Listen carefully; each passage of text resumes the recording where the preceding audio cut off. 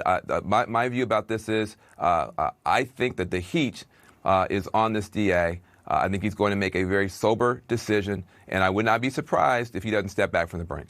Hey folks, Dale Jackson here. Today we're going to talk a little bit about Donald Trump and his coming indictment, if it is actually coming, because who knows what's actually happening in this situation. It was supposed to happen today, but it did not. Why didn't it happen today? Well, it might be because Alvin Bragg, the guy who is bringing these charges, allegedly, is maybe getting a little cold feet. We'll talk about that here in just a bit. But could it also be because Michael Cohen is a notorious liar? Yes, we all know Michael Cohen is a notorious liar. He was Trump's personal attorney and his fixer. He went around fixing things for him. And he got burned. And apparently he blames Donald Trump for that. So now he is trying to burn Donald Trump back. He's made it pretty clear that he holds him responsible for everything that has happened to him. And now he's gone and made the media circuit to tell everyone what he told a grand jury and how he's going to put Donald Trump away. There is only one set of laws in this country. What affects Rev you and I needs to affect somebody like Donald as well. No one is above the law. So if it was good enough for me to go, it should be good enough for him. And a lot of people, today I was with a friend of mine for lunch. Super bright guy, well-educated. And his comment to me was very similar to what the question that you're asking. How is it that this ticky-tock type of a case is going to be the first impression that we have as Americans for a president to be indicted? First time in U.S. history. Again, the answer is the law is the law. The same way under the Al Capone theory. They couldn't get him for murder, racketeering, extortion. They couldn't get him for bootlegging or any of the other crimes. They got him for this because rest assured, Alvin Bragg is not making a mistake. And the team that is behind him, the team that is putting this case together, they're very competent. They know all the facts.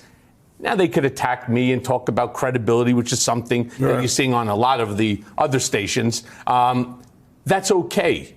Very much like when I went and I testified before the House Oversight Committee, I come with the facts. I come with the documentary evidence. It's irrefutable. The problem is that Michael Cohen is a notorious liar, and pretty much everybody knows it. I'm the one who decided to do this. A lot of people cautioned me against it because I had nothing to gain. The only thing I'm doing is trying to tell the truth to the grand jurors because I read all these lies in the media that are being promoted by one side. If you see the full picture, listen, if they want to go after Donald Trump and they have solid evidence, so be it. But Michael Cohen is far from solid evidence. This guy, by any prosecutor's standard, and I used to be deputy chief of the criminal division in the Southern District of New York, I wouldn't have touched a guy like Michael Cohen, especially if he's a convicted perjurer. Not to mention, as I said, the 50 to 100 lies he told us. So now you have the previous attorney of Michael Cohen saying he's a liar and going before the grand jury and telling them that he is a liar. And if they're believing everything he says, well, then you're making a huge mistake. Also, you have another issue coming up. All this pressure that is coming on the DA. Yeah, sure, there's some pressure to bring an indictment, but there's also a lot of pressure not to because it is so far outside of our quote-unquote norms that it could potentially cause some bigger problems down the line. And maybe he is, in fact, getting some cold feet. That would be absolutely beautiful if he did get some cold feet because this is a very, very, very bad misuse of the legal system, and it will not stop here. So for those of you who are cheering this on, remember, what's good for the goose is good for the gander. And then the other saying is, of course, it ain't no fun when the rabbit's got the gun.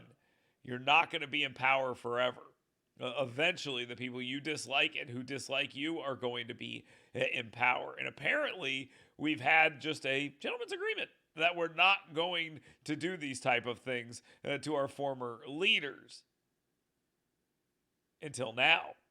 Now, the first question asked of an attorney general candidate, maybe behind the scenes, maybe not, while sitting before the United States Senate will be confirmed, is how many Bidens are you going to put in jail? Are you going to put Hunter Biden in general population, or does he get solitary confinement? And if you think that sounds ridiculous, I will just point to this situation.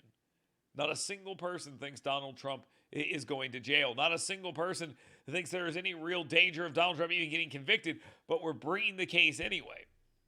And as a very smart attorney once told me, being a good prosecutor is not only about what case you're going to bring, it's about what case you're not going to bring. But my view about this is I think that the heat is on this DA. I think he's going to make a very sober decision, and I would not be surprised if he doesn't step back from the brink. Now, maybe Van Jones is right. This guy is getting cold feet. Let's hope that that is the case, because if he does not, understand this will not be the end of this. It will not be, we got Donald Trump and that's it. Every single person who is brought before a Republican president to either be a U.S. attorney or to be the attorney general is going to be asked, how many Bidens do you think you can put in jail? I mean, just think about this. If you do this and Donald Trump wins, do you think he just becomes president of the United States and doesn't go for retribution? Does that sound like the Donald Trump we know? The answer is no. So again, Van Jones, I hope you're right, because this is a really bad precedent. This will never end if it starts, and no one's going to like the direction this goes in.